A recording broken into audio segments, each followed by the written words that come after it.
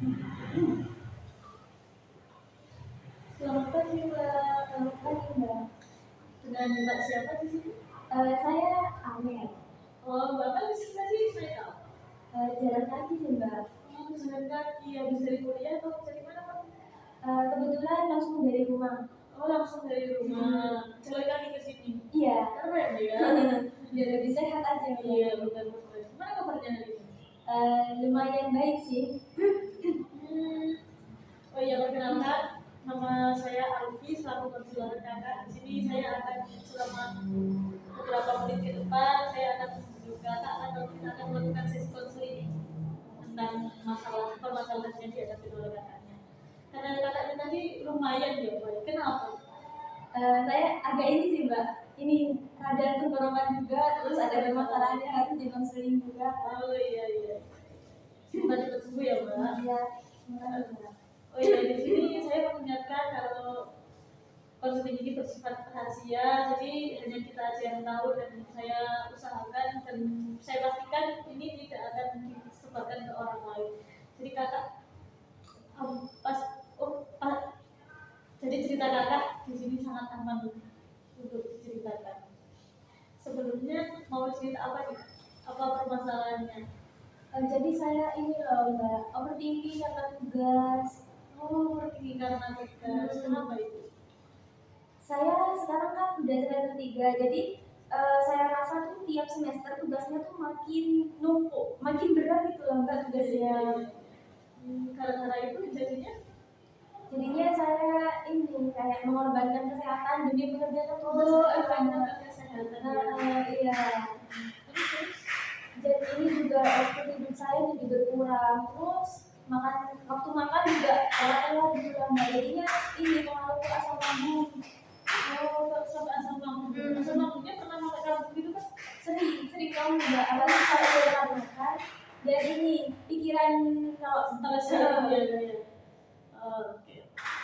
Nah, apa yang kakak harapin dari sesi coaching kali ini? Saya berharap sekiranya saya nggak overthinking lagi gitu, sekiranya nggak banyak pikiran tentang tugas, sekiranya biasa aja gitu loh Mbak, kayak mahasiswa lainnya. Ya, lebih ke apa? Nggak se-overthinking itu gitu ya. Mbak. Nah, apa sih yang bikin kakak kayak gini? Kakak tuh mengajar sesuatu atau pernah ada pengalaman di masa lalu kayak gimana? Sebenarnya kalau pengalaman di masa lalu nggak ada sih Mbak, tapi ini lebih ke mengejar nilai. Soalnya saya sejak SD sampai SMA itu termasuk siswa berprestasi. Jadi kalau misal nilai saya kalau turun nanti mau orang tua gitu lah. Oh, tapi orang tua juga apa kayak menuntut kakak? Sebenarnya enggak sih Mbak, tapi lebih ke diri saya sendiri. Kalau misal saya inisiatif sendiri, kalau nilai saya turun nanti takut orang tua saya kecewa. Soalnya dari dulu emang saya bisa dibilang membanggakan orang tua gitu lah Mbak. Keren banget ya ternyata. Nah, di sini kakak ngerasa kalau misal, jadi saya simpulkan dulu ya Pak, kalau misal kakak itu ngerasa overthinking gara-gara tugas itu harus segera diselesaikan gitu ya Mbak. Terus ngerasa kayak sampai ke kesehatan juga efeknya, sampai ke tidur juga. Nah, kakak tahu nggak kalau misal aslamnya kamu itu kakak bisa ngerjain tugas? Enggak. Nah, sudah jelas tidak. Nah, dari situ kita tahu ya kak, kalau misal kakaknya nggak jaga kesehatan, kakaknya nggak jaga jam tidur, itu bisa ngefek ke tugasnya. Iya. Nah, menurut kakak solusi apa nih yang bisa kakak buat? Menurut kakak apa yang bisa kakak lakuin untuk mengurangi overthinking kakak sih? Untuk mengurangi overthinking sih kayak mengalihkan ke kegiatan yang positif gitu loh Mbak. Terus kayak ini juga mengatur waktu, misal dari jam segini saya makan, terus dari jam segini saya mengerjakan juga. Jadi nanti terjadwal semuanya, jadwal makan, tidur sambil itu. Ya benar-benar banget kak. Jadi kakak juga harus bikin jadwal lah ya, yang sekiranya jam tidur kakak itu nggak sampai terganggu, terus jadwal makannya juga jangan sampai terganggu, dan tugasnya juga jangan sampai tetap terselesaikan. kan. Iya, sampai sekarang masih kayak gitu ya kak ya? Iya, tetap seperti itu. Misal kalau ada tugas baru nih, woi ada tugas baru, kayaknya ini aku harus selesai jam segini deh, aku harus Langsung iya, kayak gitu gitu Mbak. ya. Jadi kayak prinsip saya itu kalau ada tugas harus segera diselesaikan sebelum ada tugas baru gitu Mbak. Oh, itu tiap matkul seperti itu sih. Iya, tapi tergantung tugasnya sih. Kalau tugasnya kayak sulit lah, nggak mungkin diselesaikan dalam satu hari yang nggak saya paksa. Oh iya, Apalagi kayak itu tugas kelompok, itu kan harus berubah anggota, jadinya ya bisa. jadi kakak sudah mulai menyadari ini ya, kalau misal tugasnya terlalu berat ya berarti nggak harus hari ini. Iya.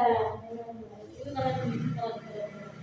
Nah, kira-kira itu kalau misal kakak bikin jadwal, bikin apa, jembatan itu overthinkingnya kira-kira apakah berkurang? Saya rasa akan berkurang sih Mbak. Soalnya kan udah terstruktur semuanya. Nggak, misal kalau saya makan ya udah saya fokus makan aja. Kalau ngerjain tugas ya ngerjain tugas. Kalau tidur saya fokus tidur aja gitu Mbak. Nah, Jadi semuanya ada di terstruktur. Ya selain membuat jadwal, apa yang bisa kakak lakuin buat menyelesaikan overthinking ini biar gak terlalu berpikiran berlebihan gitu? Lebih ke pendekatan diri kepada Tuhan aja Mbak. Nah, itu benar. Jadi jangan lupa ibadahnya juga. Iya. Iya, seperti itu. Kira-kira nih kak, kalau semisal setelah ini, kalau kakak akan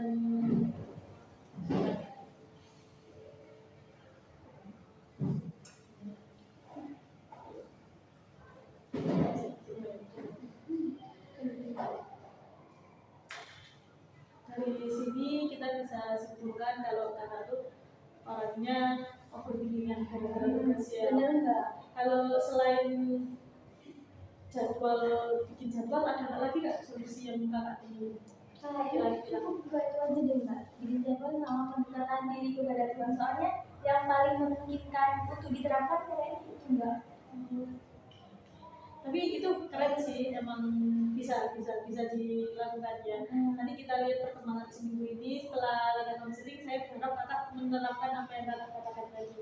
Nanti minggu berikutnya kita akan membahas lagi ya yang ini. Jadi di sini bisa saya simpulkan kalau misal kakak itu orangnya overthinking karena tugas, entah itu tugasnya berat atau mudah, tetap aja kakak harus menyelesaikan. Tapi kalau udah berat banget ya jangan aja itu. Terus jam tidur kakak terganggu, terus jam makan kakak juga terganggu sampai nggak ngerjain tugas, sampai nggak makan, akhirnya asam lambung, terus jadinya itu juga berantakan. Nah, kakak juga harus tahu efek samping yang kakak lakuin itu apa ya. Seperti tadi, kalau misal lupa fokus sama tugas, terus lupa waktu, lupa makan, itu ujung-ujungnya ke asam kakak, terus kakak juga nggak bisa tugas akhirnya. Ya kan, seperti itu ya. Dan kakak juga sudah mendapatkan solusi dari konseling kali ini, yaitu berupa membuat jadwal dan juga